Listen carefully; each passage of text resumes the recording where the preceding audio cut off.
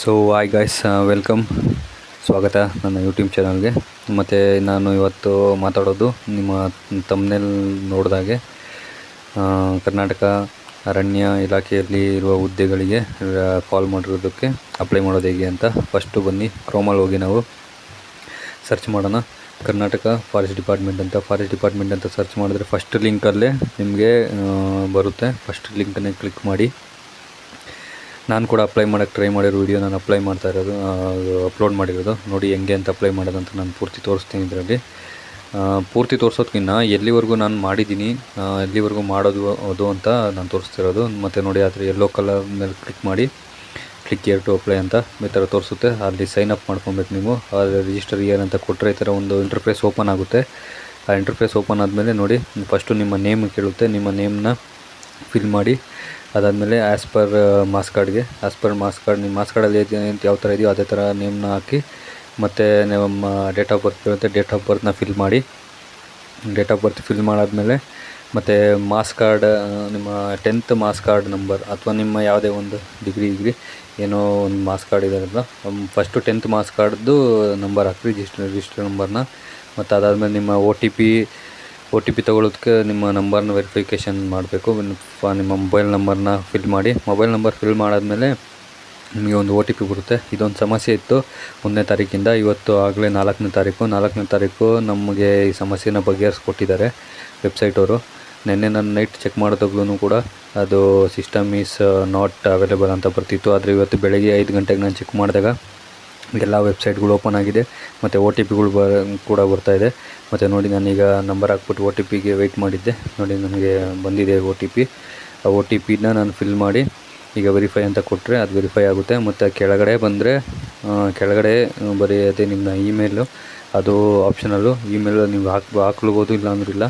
Email ಎಲ್ಲರ ಹತ್ರ ಇದ್ದೇ ಇರುತ್ತಲ್ಲ, ಅದನ್ನು ಫಿಲ್ ಮಾಡಿ ಮತ್ತು ಸಬ್ಮಿಟ್ ಅಂತ ನೋಡಿ. ಇದು ವೆರಿಫೈ ಅಂತ ಕೊಟ್ಟರೆ OTP ವೆರಿಫೈ ಆಯಿತು ಅಂತ ತೋರಿಸ್ತಿದೆ.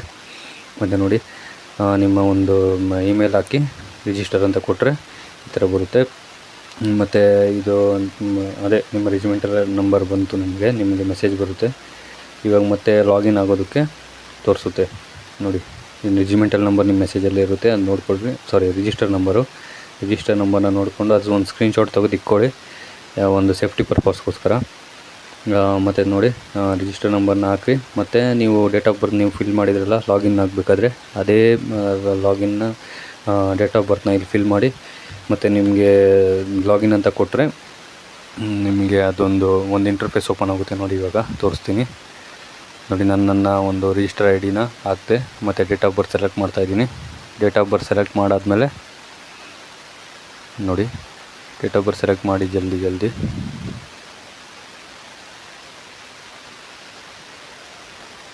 ಡೇಟ್ ಆಫ್ ಬರ್ತ್ ಸೆಲೆಕ್ಟ್ ಮಾಡಬೇಕಾದ್ರೆ ನಾನು ನೋಡ್ತಾಯಿದ್ದೆ ನನ್ನ ರಿಜಿಮೆಂಟಲ್ ID ರಿಜಿಸ್ಟರ್ ID ಆಗಿದೆ ಅಂತ, ಎಷ್ಟು ಅಂತ ಕ್ರಾಸ್ ಚೆಕ್ ಮಾಡ್ತಾಯಿದ್ದೆ. ಮತ್ತು ನೋಡಿ, ಈ ಥರ ಒಂದು ನಿಮ್ಮ ಡೇಟ್ ಆಫ್ ಬರ್ತ್ನ ಸೆಲೆಕ್ಟ್ ಮಾಡಿ ಫಿಲ್ ಮಾಡಿ ಹಾಕಿ. ಲಾಗಿನ್ ಅಂತ ಮಾಡಿದ್ರೆ ಲಾಗಿನ್ ಆಗುತ್ತೆ.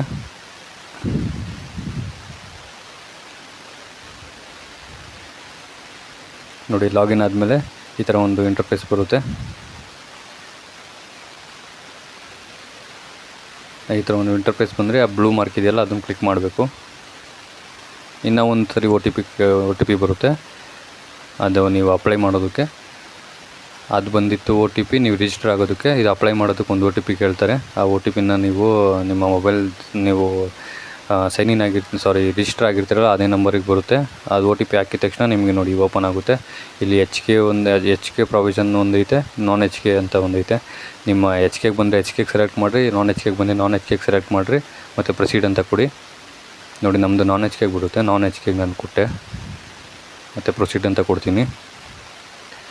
ಪ್ರೊಸೀಡ್ ಅಂತ ಕೊಟ್ಟಮೇಲೆ ನಿಮ್ಮ ಒಂದು ಏರಿಯಾ ಅಂದರೆ ಬ್ಯಾಂಗ್ಳೂರು ಆಯಿತು, ಹಾಸನ ಆಯಿತು, ಅದೆಲ್ಲ ನಮ್ಮ ನಾನ್ HKಲ್ಲಿ ಬರುತ್ತೆ. ನೋಡಿ, ಇಲ್ಲಿ ತೋರಿಸುತ್ತದು.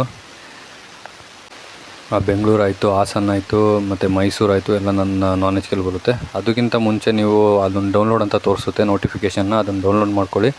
ನಾನು ಇವಾಗ ಇಲ್ಲಿವರೆಗೂ ನಿಮಗೆ ಈ ವಿಡಿಯೋ ಮಾಡಿದ್ದೀನಿ. ಮುಂದಿನ ವಿಡಿಯೋನ ನಾನು ಮತ್ತೆ ಕ್ರಾಸ್ ಚೆಕ್ ಮಾಡಿ ಯಾವ ಥರ ಅಪ್ಲೈ ಮಾಡೋದು ಅಂತ ನಿಮಗೆ ಅಪ್ಲೋಡ್ ಮಾಡ್ತೀನಿ. ಪ್ಲೀಸ್ ಚಾನಲ್ ಸಬ್ಸ್ಕ್ರೈಬ್ ಮಾಡಿ ಸಪೋರ್ಟ್ ಮಾಡಿ.